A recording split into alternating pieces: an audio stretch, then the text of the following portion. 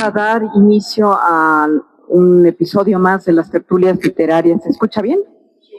A las tertulias literarias a las que hemos convocado en esta ocasión al INVAL a través de su programa de Territorio Lector. La Junta de Coordinación Política del Senado hace todo este esfuerzo cultural para que ustedes y la sociedad en general se beneficien. De hecho, estamos transmitiendo en vivo a través del 45.2 del canal del Congreso y más tarde podrán revisarlo en el streaming mismo del canal. Bueno, vamos a abarcar la obra de Guadalupe Dueñas a través de la voz de Dulce Mariel, así que voy a presentar. Guadalupe Dueñas nació en Guadalajara en el año de 1910 y murió en la Ciudad de México en el 2002. Fue una gran escritora y narradora, estudió literatura en la Facultad de Filosofía y Letras de la UNAM, o sea, fue de las primeras mujeres que estudiaron en la Universidad Nacional y una carrera como esta que es la cuestión de literatura. Asistió a cursos literarios en el Belmont School de Los Ángeles, California, realizó guiones de telenovela y trabajó como censora cinematográfica. Colaboró en Ábside, Revista Mexicana de Cultura, Universidad de México, México en la Cultura de Novedades, Revista Mexicana de Cultura del Nacional, Revista Mexicana de Literatura, Cuadernos de Bellas Artes, Revista de Bellas Artes, La Palabra y el Hombre, El Reguilete, entre otros. Fue distinguida con el premio José María Vigil en 1959 por su cuento Tiene la noche un árbol. Entre su obra se encuentra Las ratas y otros cuentos, No moriré del todo, Antes del silencio, entre otros. Algunos de sus cuentos se han traducido al inglés, al alemán, al italiano y al francés. Fue tan importante en su momento que se le conoce como parte de las escritoras disidentes. Y en esta ocasión Dulce Mariel nos va a acompañar y nos va a compartir parte de su obra. Ella es actriz, creadora escénica y diseñadora sonora, muy joven, por cierto, muy joven, egresada de la Escuela Nacional de Arte Teatral con mención honorífica. Es integrante del Laboratorio de Creación Escénica Teatro desde La Grieta. Ha trabajado bajo la dirección de Micaela Gramajo, Mauricio García Lozano, Martina Costa, Aide Boeto, Ginés Cruz, Mariana Arta Sánchez, Laura Uribe, Diego Álvarez Robledo, entre otros. También participó en distintas puestas en escena, cortometrajes y programas de televisión de proyectos institucionales e independientes en la Ciudad de México y Querétaro. Como diseñadora sonora ha colaborado en diversos montajes de teatro independiente e institucional desde el año del 2018. Actualmente es actriz del elenco estable de la Compañía Nacional de Teatro de Lima. Esta tarde les pido un caluroso aplauso para nuestra invitada especial.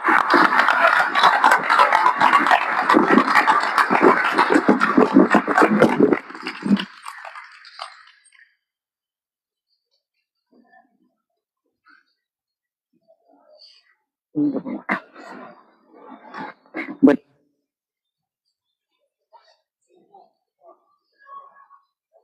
Hola, ahí estamos. Bueno, pues estoy muy feliz de estar aquí el día de hoy, me siento muy honrada, y bueno, ya un poco dieron algunos datos sobre Guadalupe Dueñas, y bueno, solo quiero como agregar que ella es una figura muy singular de la literatura mexicana del siglo XX, y digo singular porque está rodeada de misterios. No solo su año de nacimiento, porque si ustedes buscan sobre ella, encontrarán que nadie sabe exactamente en qué año nació. Ella tenía varias actas de nacimiento y se dice que tenía una cierta obsesión por reducirse la edad, cambiarla, y bueno, estamos hablando de una época en la que, pues sí, ser joven era muy importante, sobre todo para ser mujer, ¿no? Entonces, bueno, recientemente hay un libro que bueno, la publicación se llama Guadalupe Dueñas, Artífice de la Palabra, recién está publicada y tiene una compilación entre cuentos, entre también, digamos, cartas, etcétera, etcétera. Y bueno, hay un capítulo que es la biografía inédita de Guadalupe Dueñas.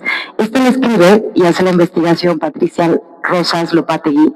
Y bueno, es muy interesante leerla por si tienen la oportunidad de encontrar por ahí el libro, se los recomiendo. Y entonces en esta biografía justo hablan que ni siquiera la familia sabe exactamente en qué año nació.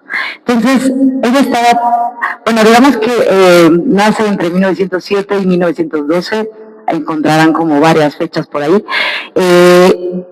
Y no solo es el año de nacimiento lo que es un misterio, ¿no? Hay muchas cosas en su vida que son un misterio. Cuenta también Patricia Rosas que fue difícil hacer la biografía porque lo que pasaba, Guadalupe tenía diarios donde escribía también su proceso creativo y hubo un momento en su vida en que decidió desaparecerlos. Entonces, incluso hay fotografías en donde ponen ahí el año y se ve que ella lo borró. Entonces, hay todo un misterio alrededor de su propia vida. Entonces, bueno, es muy interesante leer esta biografía inédita. Y solo quería retomar de este capítulo el siguiente texto. Dice, cuando leas, busca entre líneas lo que pasaba en la vida del autor. Siente lo que dice y no dice el escritor. Esto lo dijo Guadalupe Dueñas. Y entonces encontramos en su obra muchas cosas autobiográficas. Ella también tiene una trayectoria bastante interesante porque ella pasa de ser celebrada por la élite cultural para luego ser marginada y luego caer en el olvido en una época. Hoy en día la estamos recuperando. Entonces, bueno, un poquito les voy a narrar algunos datos del por qué es probable que haya pasado por este momento de marginación y olvido. Es importante saber que la obra de Guadalupe Dueñas, ella no escribió muchísimos libros, ella tiene 3 libros de cuentos publicados. Ellos son, que ya nos habían contado un poco, tiene La noche un árbol, publicado en 1958, y pasan casi cerca de 20 años para que vuelva a escribir, bueno, a publicar el siguiente libro de cuentos, que es No moriré del todo, en 1976. Y luego, Antes del silencio, en 1991, que va a ser su último libro. También tenemos Imaginaciones, que es en 1977, un año después de No moriré del todo. Esta es una colección de semblanzas de personajes de la literatura que ella admiraba y ella tenía cercanía con ellos. Entonces, bueno, estos textos construyen una escritura muy introspectiva, autobiográfica, como se los mencionaba, de humor negro y una mirada crítica sobre la condición humana y también esa parte oscura de la condición humana. Estos relatos mezclan lo cotidiano, pero también con lo extraño, que eso es algo bien interesante de la escritura de Guadalupe Dueñas, creando una sensación de incomodidad o misterio.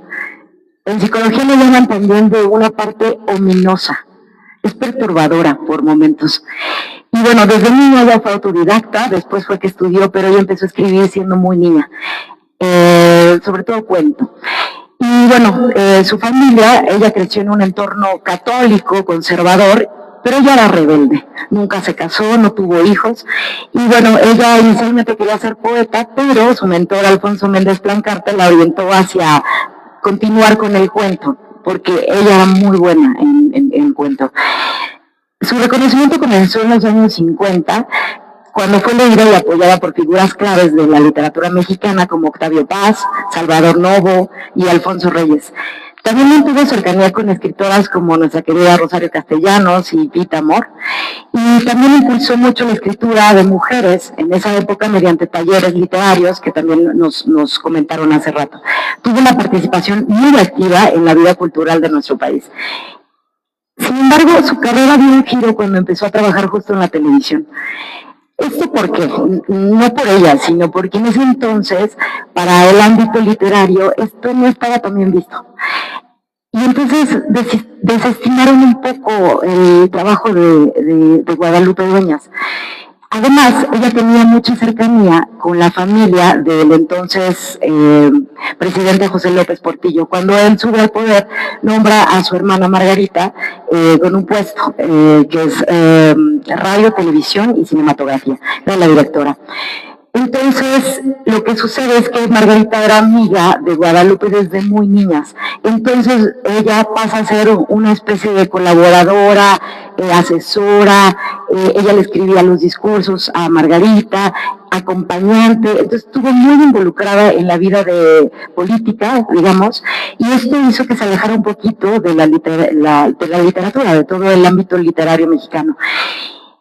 Después, alrededor de 1980, sucede una situación poco agradable e injusta, en donde Margarita se pelea con Guadalupe y pues dice que le robó, ¿no? Es hasta ahí como lo que se sabe, es algo muy injusto, y entonces rompen, digamos, esa relación, y Guadalupe deja la vida pública. Todavía tenía entrevistas y de vez en cuando se le veía en la aparición pública, y sigue escribiendo el último libro de cuentos, que es Antes del Silencio. Curioso nombre, ¿no? Antes de que ella entre en silencio público, pues pasa todo esto, y ella lo publica en 1991. Incluyen también un homenaje, hacen una cena con sus amigos, a todos les regalan libros, y ahí cierra esta etapa de su vida, de la vida pública, literaria y cultural de nuestro país. A partir de ahí en adelante, ella muere en 2002, pues ella se dedica más bien a su vida familiar y a ella. No vuelve a aparecer en la vida pública. Y de ahí lo que pasa, pues, entre este contacto con la vida, digamos, política del país, y por haber trabajado en televisión, como que hay un cierto rechazo de la parte cultural y literaria de México, y por eso es que no supimos de ella mucho en los siguientes años, ¿no? Hasta estos años recientes, en donde la estamos recuperando. Y bueno, hoy esta obra está pasando de ser un olvido, y es reconocida hoy como una autora que exploró las zonas más oscuras del ser humano y las transformó en literatura. Hoy se le considera una de las voces más importantes del siglo pasado, y bueno, ahora voy a pasar a leer algunos de sus cuentos que forman parte del interesante relato que ella tiene, Guadalupe Dueñas, sobre la vida. Y bueno, comenzaré con un par de cuentos, bueno, son un poco más, de la colección del libro Tiene la noche un árbol, que fue el primero. Aquí, bueno, cabe destacar que hay una anécdota muy curiosa, que había una feria del libro, este es el momento crucial en donde su vida cambia. Ella quería estar en el Fondo de Cultura Económica, entonces lo que hace, antes de la publicación de este libro, porque lo publica el Fondo de Cultura, entonces ella pues se habían publicado sus cuentos en alguna que otra revista o publicaciones, pero eran separados. Entonces lo que ella hace es que hace una especie hace dibujos, ¿no? Es como, digamos, como una compilación artesanal incluyendo ilustraciones, y va a esta feria del libro, y entonces al encargado del stand del Fondo de Cultura le dice, por favor, ¿puedes vender mis libros, mostrarlos, pues? Y él se convence y dice, sí, cómo no. Y ahí, en ese momento es cuando varios de los literatos más importantes acaban leyendo su historia y se les hace, bueno, su libro, pues, de cuentos, se les hace padrísimo, y es de ahí que ellos empiezan a dar a conocer, y después es publicada por el Fondo de Cultura Económica, ¿no? Esta es una anécdota muy bonita para dar inicio a los cuentos, a la selección de cuentos que tenemos esta tarde-noche. Y bueno, empezamos con Historia de Mariquita. Nunca supe por qué nos mudábamos de casa con tanta frecuencia. Siempre nuestra mayor preocupación era establecer a Mariquita.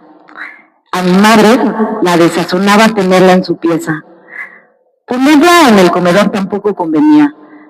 Dejarla en el sótano suponía molestar los sentimientos de mi padre, y exhibirla en la sala era imposible.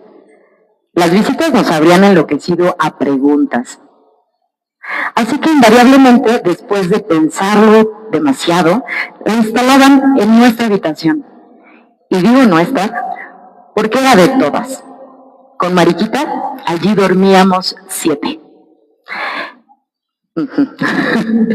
Mi papá siempre fue un hombre práctico.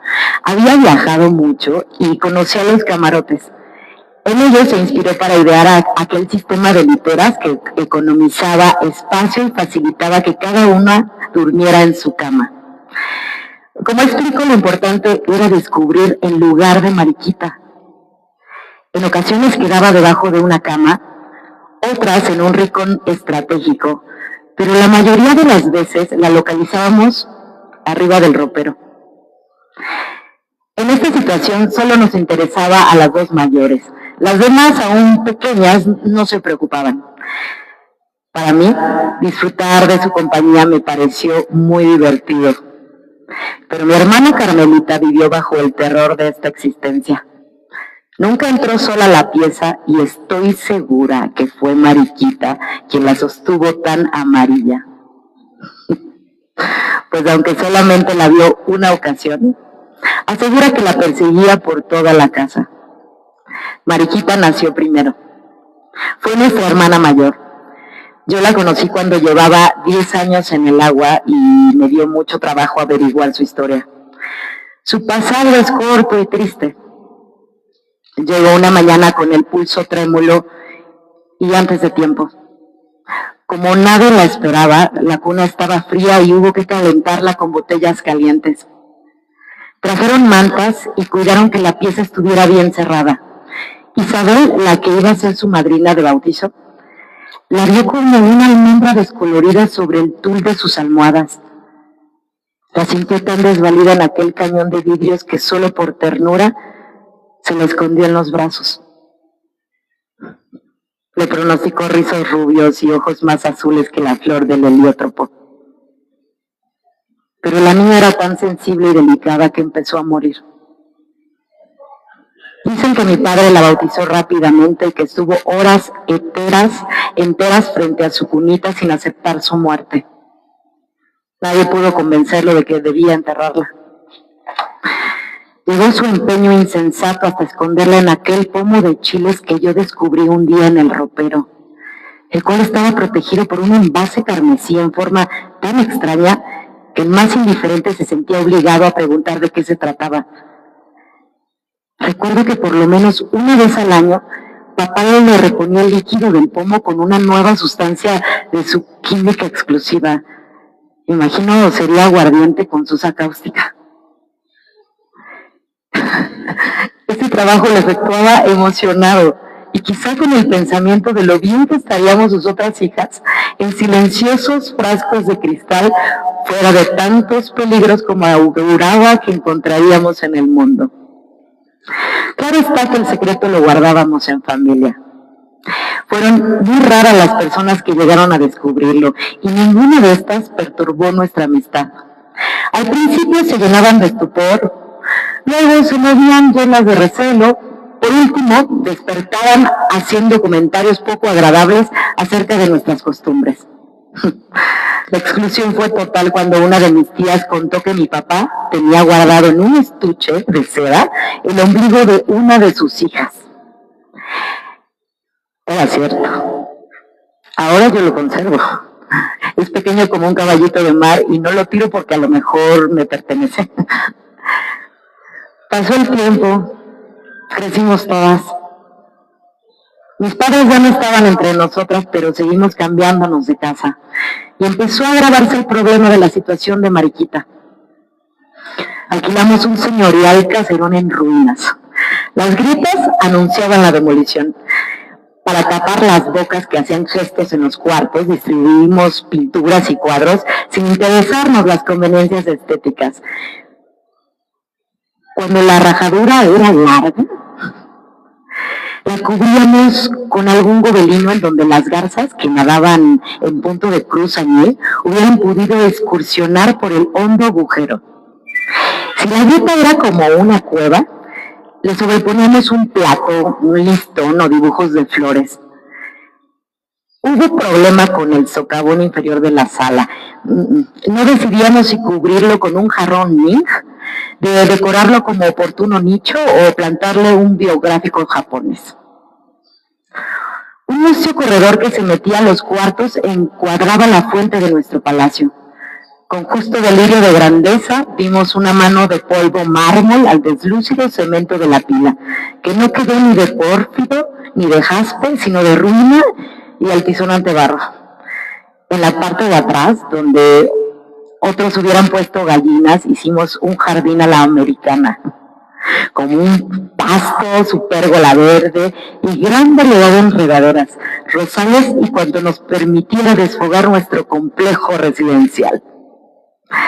La casa se veía muy alegre, pero así y todo había duendes. En los excepcionales minutos de silencio ocurrían derrumbes innecesarios, sorprendentes bailoteos de candiles y paredes o inocentes quebraderos de trastos y cristales.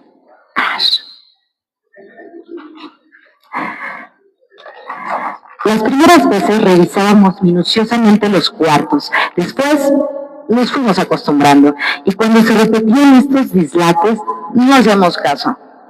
Las sirvientes inventaron que la culpable era la niña que escondíamos en el ropero, que en las noches su fantasma recorría el vecindario. Corría la voz y el compromiso de las explicaciones, como todas éramos solteras, con buena reputación. Se puso el caso muy difícil. Fueron tantas las habladurías que la única decente resultó ser la niña del bote a la que siquiera no levantaron calumnias. Para enterrarla se necesitaba un acta de defunción que ningún médico quiso extender. Mientras tanto, la criatura, que llevaba 3 años sin cambio de agua, se había anegado en el fondo del frasco, definitivamente aburrida. El líquido amarillento le enturbiaba el paisaje. Decidimos enterrarla en el jardín. Señalamos su tumba con una aureola de mastuerzos y una pequeña cruz como si se tratara de un canario. Ahora hemos vuelto a mudarnos y no puedo olvidar el prado que encarcela su cuerpecito. Me preocupa saber si existe alguien que cuide el verde limbo donde habita y si en las tardes todavía la arrullan las palomas. Cuando contemplo el entrañable estuche que la guardó 20 años, se me nubla el corazón de nostalgia como el de aquellos que conservan una jaula vacía. Se me agolpan las tristezas que viví frente a su sueño. Reconstruyo mi soledad y descubro que esta niña ligó mi infancia a su muda compañía.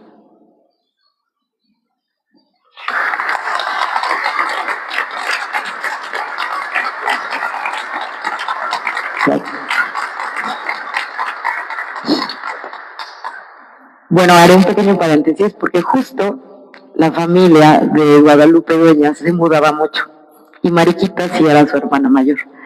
Y esta historia tiene muchos datos reales. Bueno, ahora pasaremos con otro cuento que también es parte del libro de Tiene la noche un árbol, del primer libro. Este se llama El sapo. Cayó del tejado con un golpe seco. Quedó silencioso sobre la hierba, igual que una mano rugosa cargada de fatiga. De pronto ensayó volar. Elevóse y giró sobre sí mismo sin avanzar ni un milímetro. Su salto resonó en el campo como una bofetada. El paisaje estuvo fijo mientras el viento descendía rasurando la montaña. Sobre la soledad del llano golpeó de nuevo. Azotó su corazón contra el musgo y así. Repitió su martilleo hasta alcanzar el río. Allí, en la transparencia hundida, su fealdad sin consuelo se duplicó. El vientre lechoso rebasaba los litorales de su cuerpo. La piel terrosa y agrietada, los párpados de lona y el miedo permanente que le fingía un minutero en la cavidad del pecho. Sus ancas desvalidas ensayaron otra vez el vuelo. Resbaló pesadamente de piedra en piedra. Solo le distinguía de los cantos rodados el temblor incontenible de la garganta. Su boca desdentada amenazó un grito en el silencio. Jilgueros de vidrio alborotan el agua. Él conoce la chiquillería de piernas de carrizo tostadas al aire. Las manos morenas remueven los guijarros, buscan arenas brillantes, juntan esferas de alpíncar, piedrecitas de marfil, diminutas partículas de cuarzo. Se tiñen en barbada, el más pequeño de la voz de alarma. ¡Vengan a mirar! Parece una piedra con ojos. No es una rana, dice otro. Tampoco es un pez. ¡Qué horrible! ¡Esto es un sapo! Yo lo conozco, es traidor, es venenoso. Si se enfurece puede estallar y cegarnos con la lumbre que le hace picar el pecho. ¡Búscanos una espada! Gritan a coro. No quiero que le hagan daño, ruega el que habló primero. Veremos si se hincha igual que la vela de un barco. Yo lo vi primero, quiero guardarlo en una caja, suplica otra vez el pequeño. Retírate, le ordenan. No sabemos si vuela, si se eleva hasta la torre o sube la montaña y llega más allá de los cedrales. A lo mejor conoce el mar. Quiero ver cómo respira, quiero ver cómo es un sapo, exige el chico serpenteando entre las piernas de los compañeros. Primero le lanzan puñados de arena, luego trompos, después porciones de lodo, piedras, varas y ramas crecen en las manitas crueles.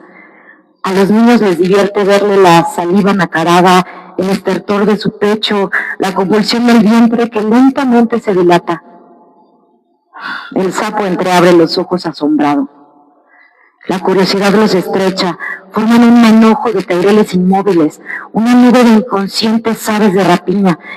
A cada uno le interesa descubrirle la muerte. Vean cómo tiembla. Miren los ojos, se va llenado de chispas amarillas. Tiene orejas diminutas de murciélago. Su vientre es fétido como el zumo del coyol. Y su boca tan grande que podrá beberse el aire que sopla en los remolinos. Todavía puede vivir si le dejan que descanse, implora siempre el menor. Pero replican, esperen, ya me lo revienta. Y el grupo se afana por la intensidad del espectáculo. Gritan para borrarse el sobresalto, intentan confundir con voces el remordimiento. Pero cuando el animal estalla y ven la pintrafa desvaída que se achica bajo el sol, enmudecen. Luego los pequeños se echan a llorar azorados y saborean su primera tristeza.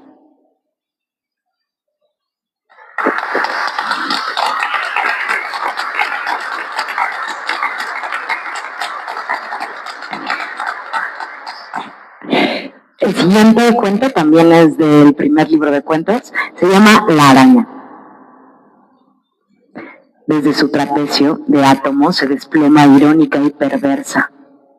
Su negra pupila descubre abismos transparentes en los espejos de mi alcoba.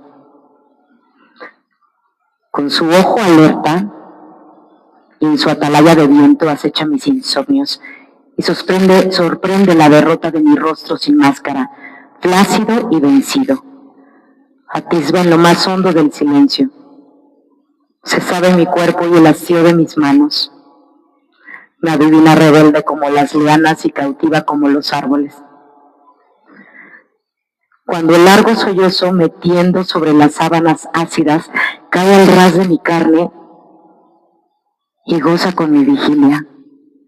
Luego estira sus piernas lacias, cabellos húmedos y en las paredes ronda perseguida por mi angustia. La miro en el rostro del tiempo. Me observa desde la telaraña nocturna. Su pupila me acusa y me condena, y no la disuelve ni mi caudal de vanidades, ni mi pozo de soberbia, ni siquiera el estruendo luminoso del día. Yo sé que me vigila y me busco por los muros de la noche, en los vértices de la sombra. Mientras vaga en los espejos mi desnudez desamparada y en mis entrañas secas anida la fatiga, su pupila me descubre y me afrenta con su risa. Risa de la congoja de mis latidos de plomo, sola como mi lecho, sola con mis palabras. Sé que me presiente y sé que por la altura de la noche me espera. Si duermo, danza sobre mi frente, su ojo sobre mi ojo. Se pasea por mi espalda, enredando mi pelo con su aventura emponzoñada. No quiero que la toquen, que la dejen en mis muros, que la dejen en mi cuarto, en mi tumba de sábanas blancas y lunas encadenadas. La conozco y me uno a su vaivén de péndulo y a su morir hipócrita. Que nadie piense en quitarle su telaraña de ecos, su hamaca sobre el vacío.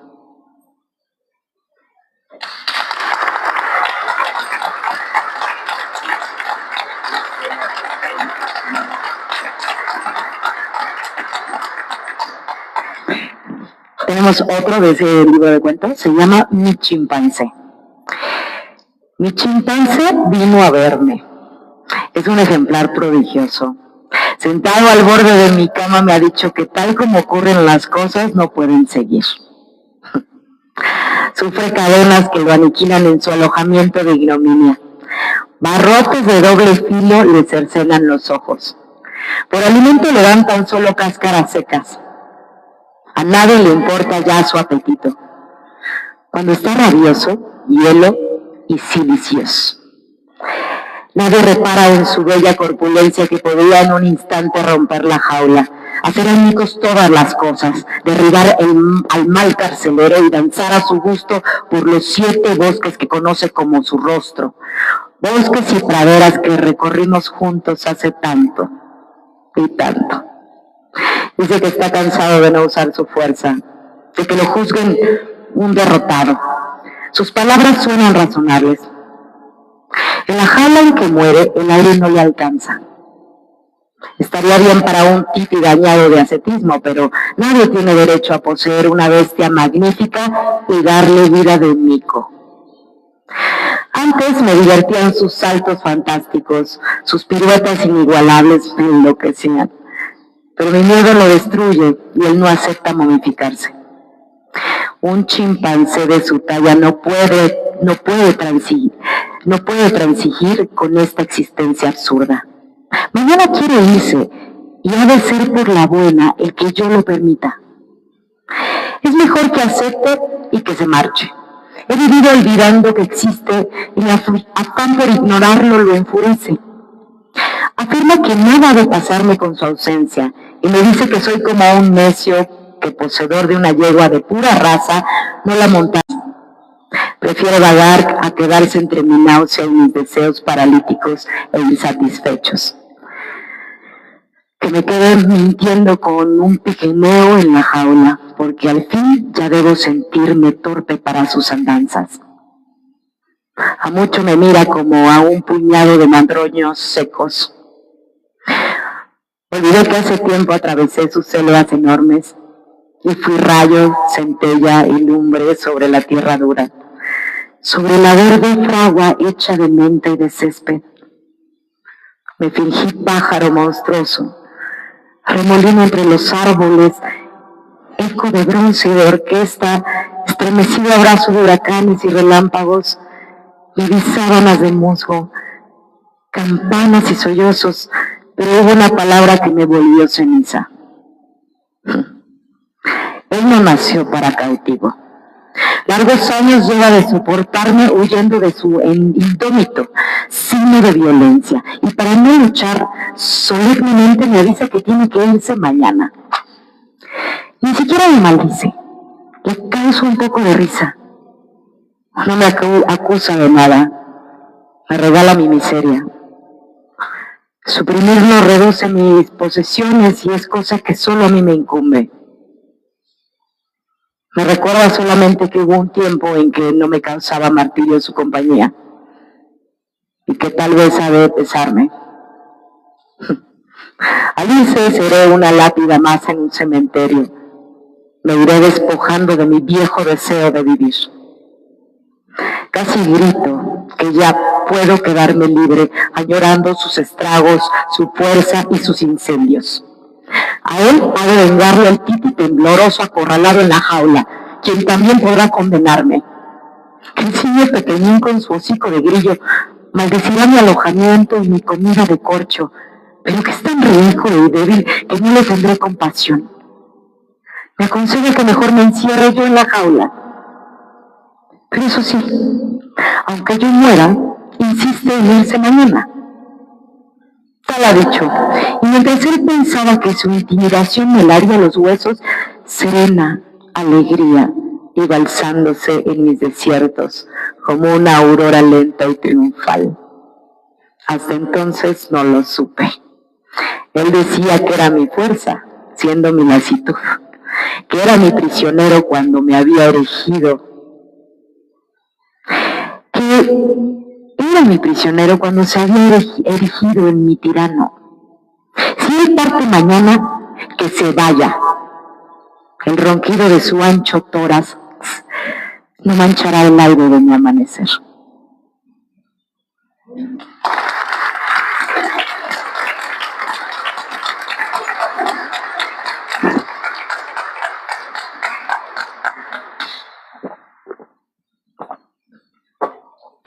Y ya el último cuento de este primer libro, Las ratas.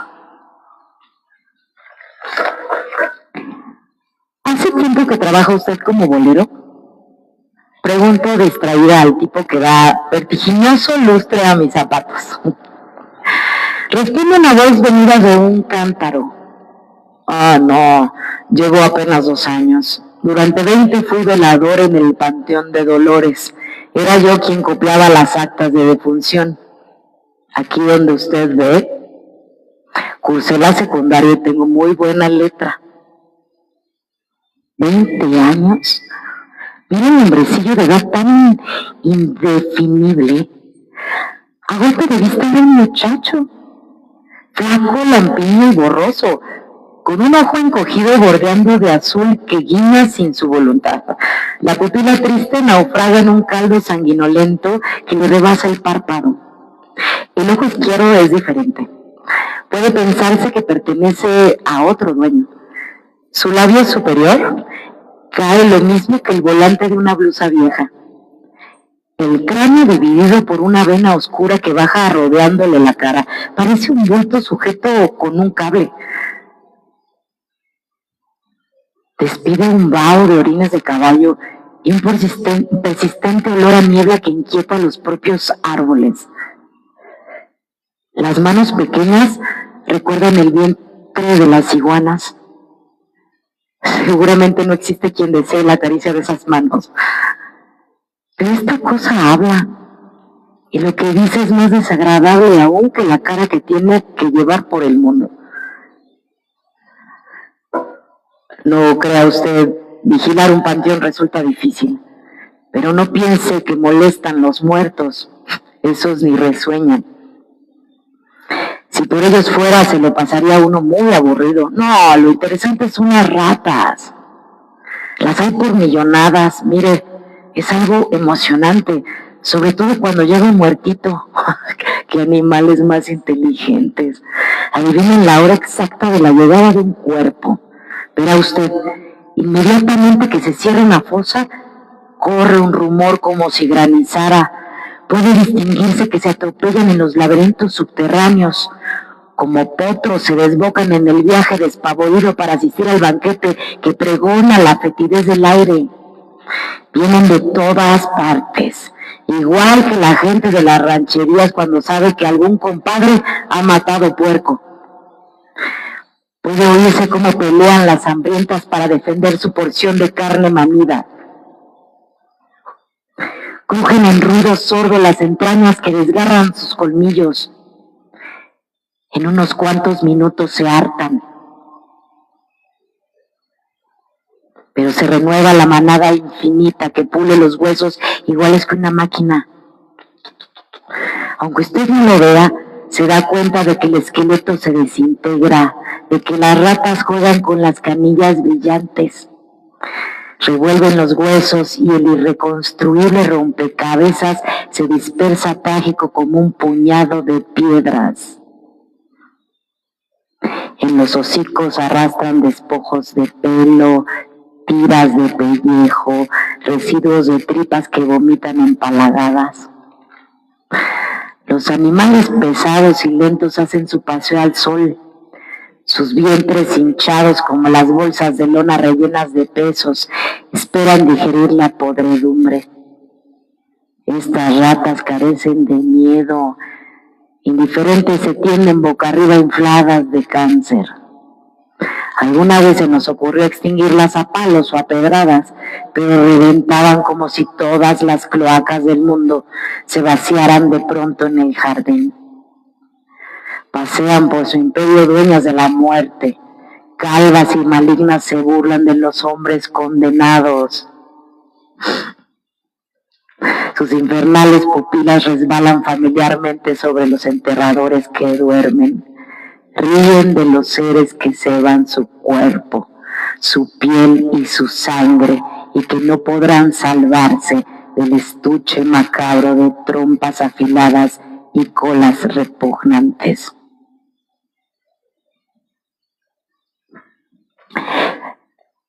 Doy una moneda al hombrecillo y procuro que mis dedos no toquen sus manos.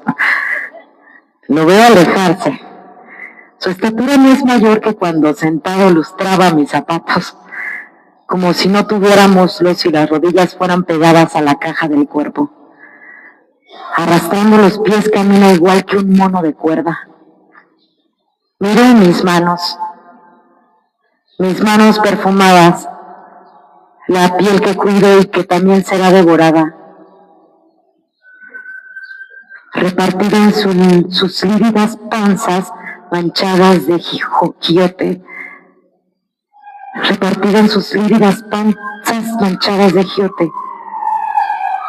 Yo que me amo tanto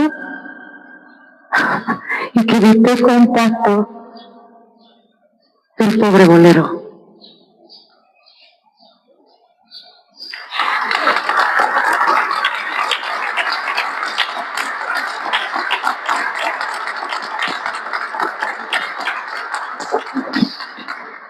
Bueno, ahora vamos al segundo libro de cuentos. Esta es una selección. El libro se llama No moriré del todo y es de 1976. El primer cuento se llama Yo vendí mi nombre. Como algunos venden su alma y otros venden su cuerpo y otros más su sombra y hay quienes venden pájaros, yo vendí mi nombre. Consta de 5 letras. Es un nombre pequeño y un apellido muy largo. En tiempo no remoto alcanzó fama y pudo cotizarse como alta moneda. Apareció junto a plumas reconocidas y estuvo precedido por títulos de sabios y prohombres. El misterio de su ampulosidad no viene a cuento. Basta saber que conservo en oro sus iniciales y que existen aulas y bibliotecas señaladas con mi nombre. Grabado estuve en universidades y no faltaron editores que lo adoptaron por bandera izándola en las cúpulas. Otros muchos lo esculpieron en muros y portadas. Entretejían la mayúscula con hilos de plata y sombreaban las vocales con acerinas y esmalte. Convirtióse en símbolo y aleluya, en buen agüero, en triunfo y en sonido glorioso. Periódicos y revistas nacionales y extranjeros lucharon por consignarlo, por encabezar sus columnas con los augustos rasgos bautismales. Los lectores saltaban de emoción al hallarlo en enciclopedias, en semblanzas, en biografías, en volúmenes antológicos destinados a la posteridad y hasta en reseñas de modas. El mundo lo alquilaba sin reparar en el precio. Avanzó en popularidad como los mitos que la credulidad agranda. Adorno fue de la palabra. Labios encumbrados lo envidiaban. Hasta que un desdichado día, empezó a apagarse con prisa de luciérnaga y dejó sin sombra el paraje de la noche más oscura. Restos de su gloria quedaron atrapados en artículos de segunda. Revistas no informadas retuvieron los jirones alfabéticos, los caracteres degradados, las letras que al envejecer perdían equilibrio como epitafios de tumbas olvidadas por los deudos. Las vocales disparáronse a manera de luces pirotécnicas. Fue el comienzo de tortura mortal. La lengua reducía el nombre cada vez más y más. Aparecía distorsionada con letrilla microscópica del todo indistinguible. Nadie exigía las bélicas mayúsculas de trazo gótico.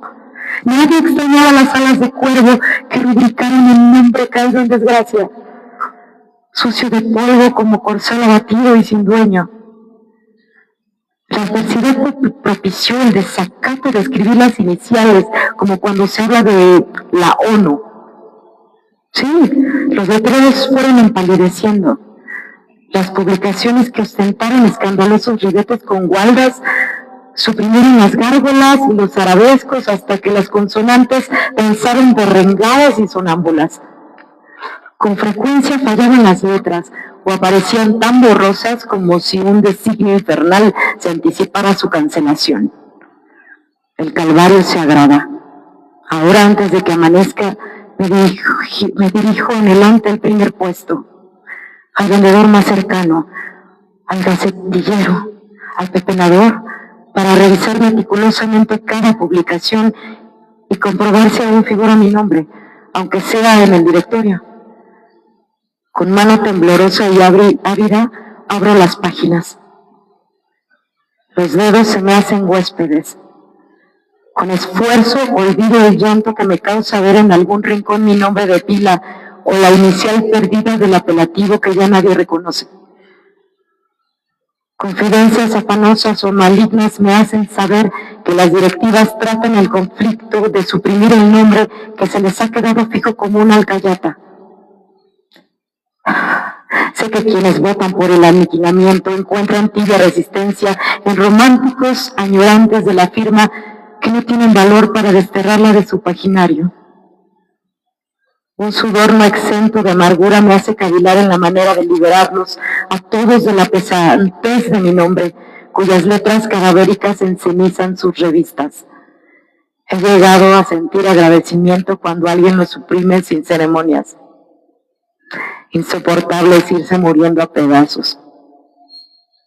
Mejor dicho, a letras. Un puntillo hoy y un acento mañana. Ahora el rasgo del latino no aparece, más adelante la diéresis y luego la R, la M y aún la Y que es tan poco socorrida en nuestro idioma. Lo capta todo.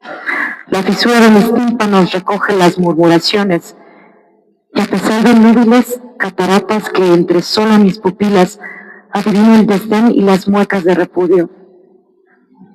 Con las yemas de mis dedos palpo negativas y razones. En las rajaduras de mis labios y en mi lengua reseca sopla el aire salado que dispersa mi nombre. Padezco comentarios y juicios sin poder darme a la fuga. Dicen que está ciega. Bueno, estar ciega es estar muerto. A veces rampo, me agazapo, ruego hasta redacciones donde otra hora pidieron de rodillas mi colaboración eterna y disimulan mi presencia. Un terror supersticioso me invade. Un terror ajeno a vanidades y esperanzas. La certidumbre de que en cuanto la última letra se esfume y el punto final se diluya sobre el papel como una lágrima, mi vida, mi frágil e inútil vida, será un renglón en blanco.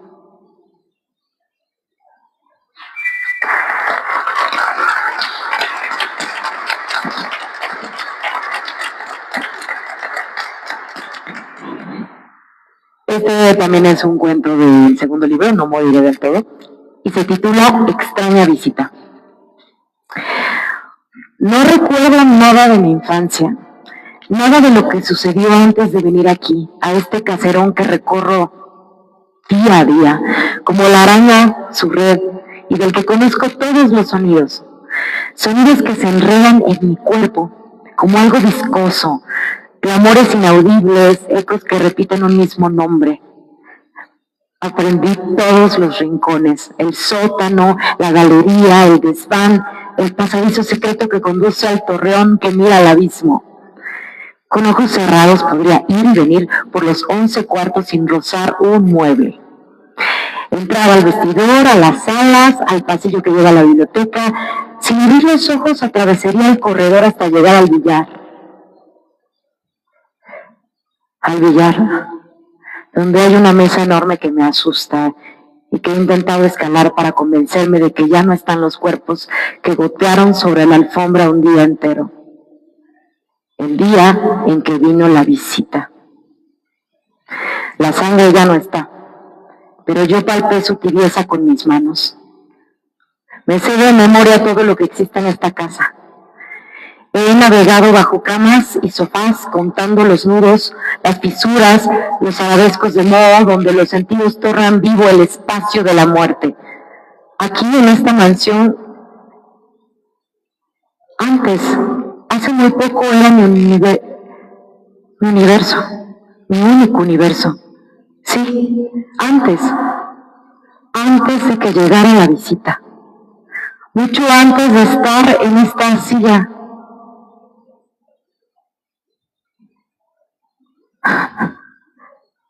Cuando todavía me arrastraba por la casa como una larva. Porque usted pidió que me deslizara en el tablón de ruedas, construido por Araceli por miedo a que le maltratara las alfombras. En esta silla de tubo cromado, que importa miles de pesos, me asomé por primera vez a la calle. Murmuran que usted no es mi madre, que Araceli y yo llegamos cuando murió la otra. Saber que no somos sus hijos me consuela, porque ahora puedo odiarla sin temor a ir al infierno. Sus hijos son los mellizos de cabezas erizadas que babean y dan gritos horribles. Su hija no es Araceli, la de ojos dorados. Ella es rubia como yo y se me parece como una espiga a otra espiga.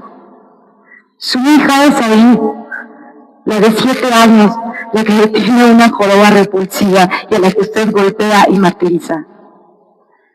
Mi hermana no sabe de qué hogar hemos desaparecido.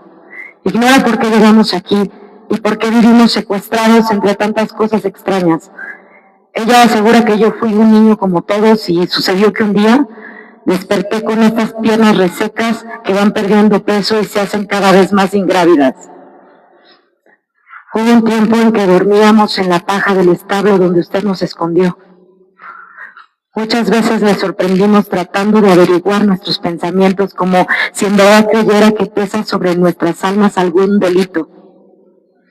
Yo en verdad no conozco mi nombre, aunque ahora sé que debe de ser buscado entre los muertos. Araceli me puso Lot. Ella lo inventó. No me di el tamaño de mi desdicha hasta que usted trajo a la visita. La extraña visita que lo enturbió todo. Esa presencia que tantas veces anunciara su vaho nauseabundo. Trajo voces de maldad y de tragedia, voces olvidadas, voces de otro karma, de otra existencia. Apareció como un viento de negrura, mucho más negro y estremecedor que este acontecer incomprensible. Entró como un largo escalofrío, igual que como llega una maldición. Con Araceli me bastaba sentir sus cabellos o reclinar la frente en sus rodillas. Ella fue el muro entre su opacidad y mi miseria. Usted era la niebla, el alarido y el luto. Ella el esplendor. Quizá eso se deba a la dulzura de su alma. No, quizá eso se deba a la dureza de su alma y el odio que arde en sus ojos. La visita tan anunciada llegó. Usted tuvo la osadía de traerla. Gusano de la desgracia. Había tanta niebla que no le dio el rostro. Solo el ojal de la chaqueta gris, donde lucía una cinta roja y a la altura del pecho la trama de diamantes. Araceli se fue. Aún guardo sobre el pecho la humedad de sus lágrimas. 3 veces ha sido día y 3 veces ha sido noche. Sé que no volverá. Sé que esta silla aniquilada, donde he quedado como una cáscara, es parte del botín. Esta silla de frenos hidráulicos que me guarda entre su lámina como un arenque y que es mi caparazón y mi tumba. Se la dejo, señora. Es mi legado. Devuélvasela a quien se la dio. A mí aún me quedan fuerzas para rampar hasta el torreón antes de que sea tarde, antes de que el furor avance y me paralice, antes de que usted regrese y yo pueda ahogarla entre mis dedos. Cuando la mujer volvió, alcanzó a mirar el temblor reluciente de la silla sobre la que Lot dejó una hoja de papel.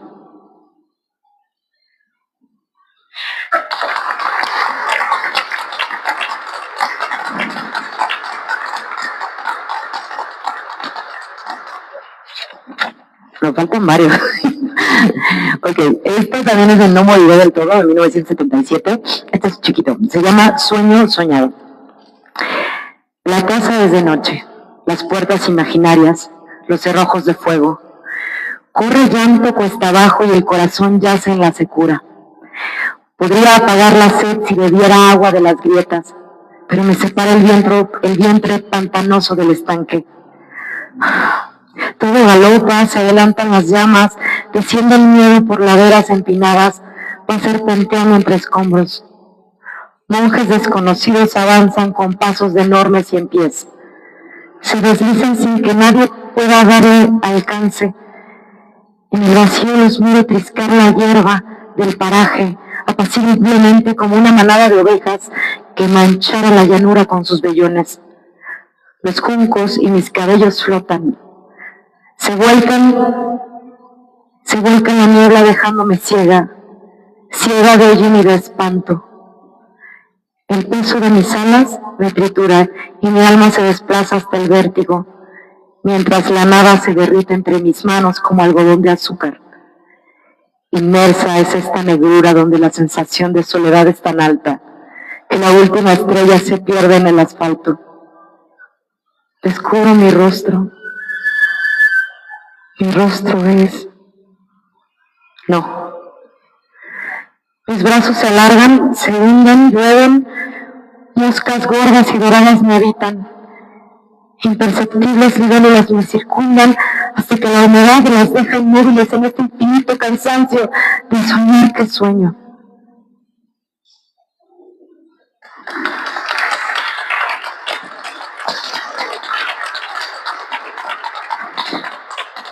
Otro chiquito que también es de este libro, No moriré del todo, se llama Los barcos.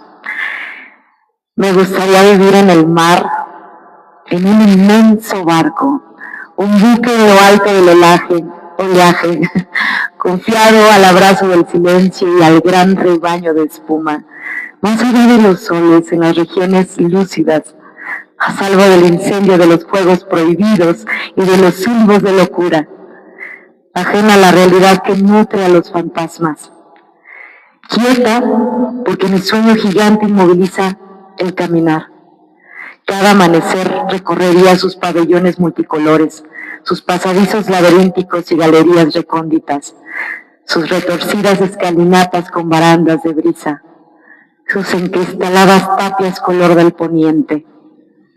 Me cautivan los barcos, me atraen su forma y su misterio, me apacigua ignorar el rumbo a seguir.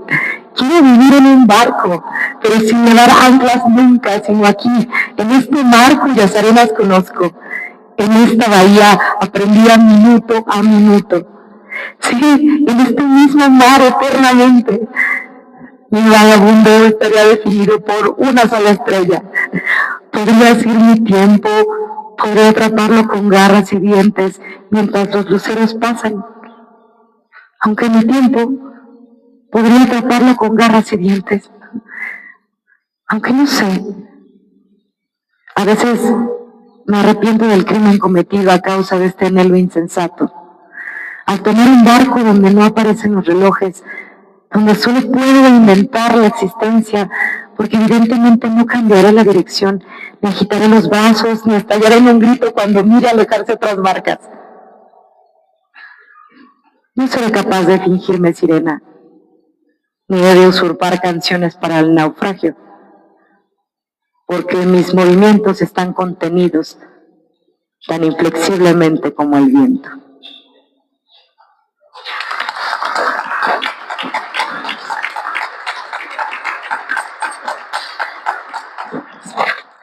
Bueno, este es de Imaginaciones. Este es el retrato literario biográfico de escritores e intelectuales. Y este es de Itamor. Así se titula. ¿Qué desearías que yo contara de ti? Nada. Pita me mira y sonríe. Reitera. Nada. Su confianza me irrita, sobre todo cuando jactanciosa se burla. Preferiría que estuvieras convencida de mis poderes mágicos, de que poseo una antena del prodigio y que admiraras el torrente de mi ciencia. Entonces podré enseñarte el amuleto que me vuelve invulnerable y entenderías cómo bebí en los filtros del milagro los secretos de las ciencias antiguas. Descubrirías que tengo un pacto diabólico que me ha concedido la sabiduría. Esa sabiduría que los mortales buscan y adquieren al precio de la vida y luego guardan ingenuamente en ediciones incomprensibles.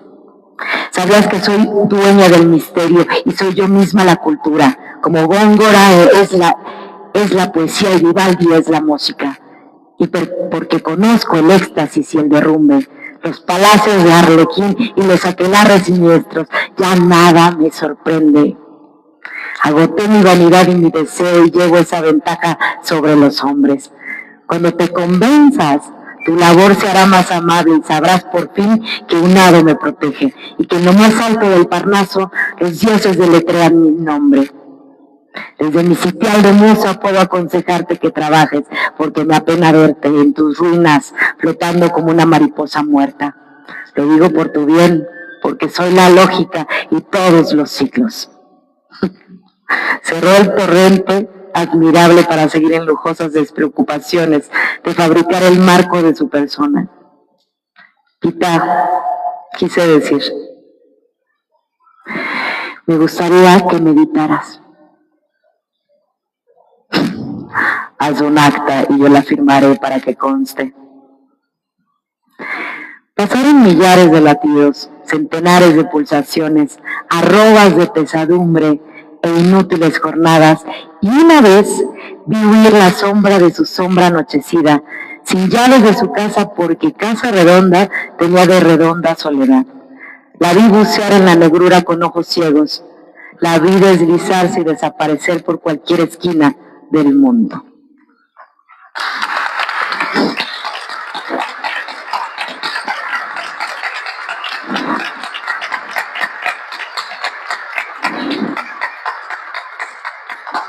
Pues muchísimas gracias. Este fue algunos cuentos y fragmentos de cosas de Guadalupe Dueñas.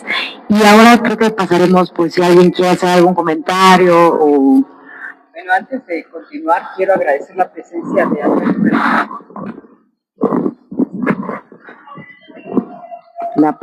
de Alberto Canacasco. Quiero agradecer porque él es el director de Extensión Cultural del INBA y gracias a él y este programa pues estamos celebrando cada mes con un actor o una actriz este tipo de revisiones literarias que es importantísimo. Y se antoja leer a Guadalupe Dueñas después de esta probada, ¿no? Entonces creo que una escritora poco conocida, en realidad, poco conocida, pero realmente con una trayectoria sensacional. Si les parece, hacemos una ronda muy pequeña de preguntas y respuestas por una cuestión de tiempo, pero bueno, ¿quién quiere participar? Vamos, le voy a pasar porque estamos escasos hoy hasta de micrófonos. A ver. Yo solo quiero preguntar por qué dicen que es poco conocida si trabajo en televisión, en una época en que la televisión pues era casi lo máximo, ¿no?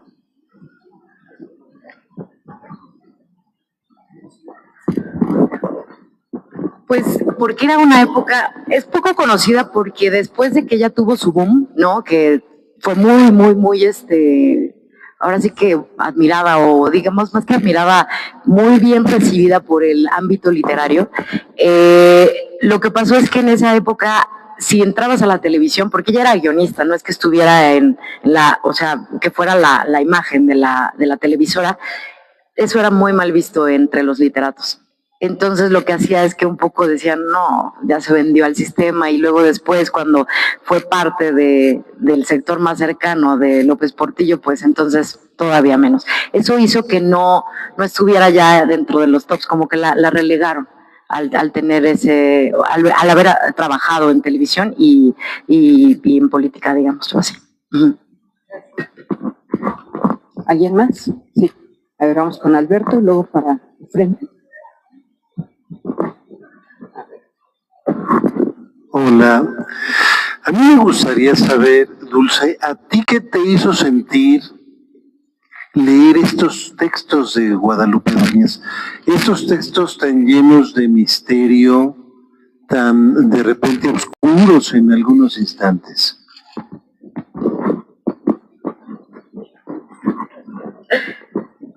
Bueno, me hizo sentir muchas cosas. Hay algo que a mí me encanta de la literatura, es como el nivel de intimidad que uno logra tanto con las letras como con el escritor, siendo una lectora, ¿no? Porque luego se siente como también el autor o la autora tiene este vínculo con sus propias letras. Entonces hay un momento en el que uno eventualmente acaba haciendo proyecciones o ver reflejada parte de su vida y luego estar estudiando con respecto a su vida, pues me siento como muy identificada en varias cosas con ella, porque bueno, yo soy de Querétaro, ¿no? Territorio Bajío, algo compartimos con Guadalajara, vengo de una historia muy católica también, bueno, Bajío y catolicismo están un poco vinculados, y entonces a mí lo que me hizo sentir fue entre imaginarme estas historias que tienen relación con la vida de Guadalupe Dueñas y su familia, ¿no? Fue este lugar que a mí me encanta, o sea, me encanta porque no sabes si ponerte nervioso o reírte o qué sentir, ¿no? Es ese punto de risa nerviosa, de imaginarme a la Mariquita, ¿no? O sea, esa entrada sí fue de, ¿qué está pasando? Y luego imaginarme que eso fue real, ¿no? Y, o sea, hace que la realidad se cinda de alguna manera y me pongo a pensar en todas las cosas medio obscuras que sobre todo en lugares conservadores o católicos de pronto hay ese tipo de acciones, ¿no? Que uno dice, esto es muy raro. Por ejemplo, luego hay gente que guarda las cenizas y se las lleva, o sea, el tema del duelo, ¿no? Que es algo que a todos nos toca y que uno va teniendo costumbres bien raras que tiene que ver con ese tipo de cosas, ¿no? O sea, hay algo que me genera Guadalupe Dueñas es pensar en esto que luego uno no reconoce de las cosas extrañas que tiene de costumbres, que está ligado a cosas muy íntimas, ¿no? Tanto familiarmente como personalmente. Entonces, a mí me ha llevado Guadalupe Dueñas a sentir muchas cosas, ¿no? También, por ejemplo, lo de las ratas es súper perturbador y pensar que de todos modos todos acabaremos ahí, ¿no? Que queremos pensar que todo es bonito y que no. Guadalupe Dueñas nos recuerda que hay un chorro de partes que no queremos reconocer y que están ahí y ella convive con ellas, ¿no? O sea, de pronto me hace pensar también en que ella qué fue lo que vivió también dentro del mundo de la política y de la televisión y de todo eso, ¿no? O sea, ella creo que vivió muchas aristas y que tenía este ojo agudo, este ojo en donde podía ver como esta parte oscurita que todos tenemos, ¿no? Pero eso es lo importante, que todos tenemos. Entonces, lo que me genera es muchas emociones muy variadas, ¿no? También esto de la crueldad, ¿no? Por ejemplo, el cuento del sapo, que es de, pues está mezclada la inocencia y la crueldad al mismo tiempo en todos. O sea, entonces, bueno, realmente me ha pasado por todos lados. Si quieres, yo se lo llevo para que lo agilicemos. Solo quería preguntarte, bueno, felicitarte, realmente me despertó el interés por leerla. Y para ti, cuando leíste el cuento de Vení mi nombre, ¿quién crees que sea? ¿La justicia? ¿Cómo? ¿Quién cree que es la justicia? Ajá, el nombre, cuando el cuento que dice Vení mi nombre, ¿quién crees que sea? Pues es que creo que podrían ser muchas cosas, ¿no? También en esto de... Ay, es muy buena pregunta, porque pienso en cómo uno, al ser figura pública, eventualmente, uno, o todos en realidad queremos ser vistos, ¿no? Que estén nuestros nombres grandes, con dorado, ¿sabes? O sea, pero el cómo la identidad está basada de pronto en esta cosa pública. Cómo nosotros nos vamos perdiendo a partir de que alguien nos olvide. Y no sé si allí también hay una cosa de ella misma, ¿no? pues es que su historia está súper marcada ahí, ¿no? En algún momento su nombre fue muy brillante y luego fue desapareciendo y su nombre se fue desdibujando de la historia de la literatura y cultura en México hasta ahora, ¿no? O sea, como que hay la siguieron haciendo nuevas ediciones, sobre todo el primer libro, pero hasta estos años, desde creo que fue 2000, ya están las obras completas. De hecho, ella escribió una novela que es inédita, pero ya está en las obras completas, que también, creo que estas obras completas es del 2017, 19, no me acuerdo bien. Entonces también podemos ir, yo no la he leído, entonces hay cosas que no saben, bueno, que hay mucho que leer de Guadalupe Dueñas, pero yo creo que va por ahí, o sea, es mi nombre. Una autorreflexión. Es como una autorreflexión. Gracias. Uh-huh. Buenas tardes. Primero, muchas gracias por su excelente narrativa. ¿Sí? Nos llena de cultura, ¿no? Y de algo, verdaderamente impactante y a la vez extraño, ¿no? Cómo narraba Guadalupe sus testimonios, ¿no? Su obra, inclusive pienso yo que es parte de su biografía, ¿verdad? Ahora, le llamaban que era disidente, pero ¿quién le llamaba disidente? Pues ella estaba con el gobierno. Es que eso es también una gran reflexión, porque yo creo que en el momento histórico es quien decide quién es qué, ¿no? Ahorita nosotros la pensamos disidente porque ya al voltear y al atravesar tantos años y el tiempo, nos damos cuenta que ella sí no siguió la misma línea que muchas mujeres, porque ella decidió no casarse y no tener hijos. Ella tomó decisiones sobre en dónde trabajar, o sea, no porque sabía que igual la hacían fuchi en el mundo literario, ella decidió ir a la televisión. Hay muchas cosas que ella acaba decidiendo todo por ella. Nunca está a expensas de un hombre, ¿no? Que en esas épocas era muy común. Entonces es disidente también su forma de escritura, porque no todo el mundo se atreve a hablar de lo oscuro del ser humano. Eso es disidente. Más viniendo de una parte, de una parte más conservadora y más, pues católica, porque ella justo siguió líneas en donde no era lo convencional. Por eso es que se le llama disidente. Yo pienso. O sea, más que disidente era revolucionaria. Pues rebelde de alguna manera, y pues sí, disidente porque no sigue las mismas líneas marcadas. Rompe los esquemas, exacto. Uh-huh. Pues, ¿alguien más que quisiera decir algo? No, a ustedes, y ojalá vayan a leer más sobre Guadalupe Dueñas. Para mí ha sido un honor. Y bueno, pues muchas gracias. La lectura fue extraordinaria, entonces nos llevó realmente por las vicisitudes. Sí, a ver, adelante. Dices que fue guionista, que escribió telenovelas. ¿Cómo cuál? ay, sí, de yo. Hubo una que se llamó Carlota y Maximiliano, perdón, trataré de ser breve, pero es que esta anécdota es súper interesante. Carlota y Maximiliano fue por ahí de ese dato sí no me acuerdo, 60s, por ahí. Esta novela, resulta que la familia de la mamá de Guadalupe venía de un legado de una señora que trabajó, o sea, como que fue asistente de Carlota, la emperatriz de México. Entonces, le heredó en vida Carlota a esta familiar abuela, o sea, Guadalupe Dueñas fue la tataranieta, algo así. Y entonces les habían heredado la cama de Carlota y Maximiliano. Entonces, es muy chistoso cómo hay una relación ahí muy extraña con el tema de Carlota y Maximiliano, y ella acaba trabajando en la novela de Carlota y Maximiliano. Esa es la que recuerdo. Hizo más, como 30, o sea, participó en más de 30 guiones para televisión. Algunos eran novelas, otros eran adaptaciones como de Shakespeare o Edgar Allan Poe, etc. Pero sí, hizo varias. Ahora, pues muchas gracias. Nuevamente, muchas gracias. Y bueno, pues les agradecemos muchísimo su presencia en un día como raro para esta Ciudad de México, para el país en general.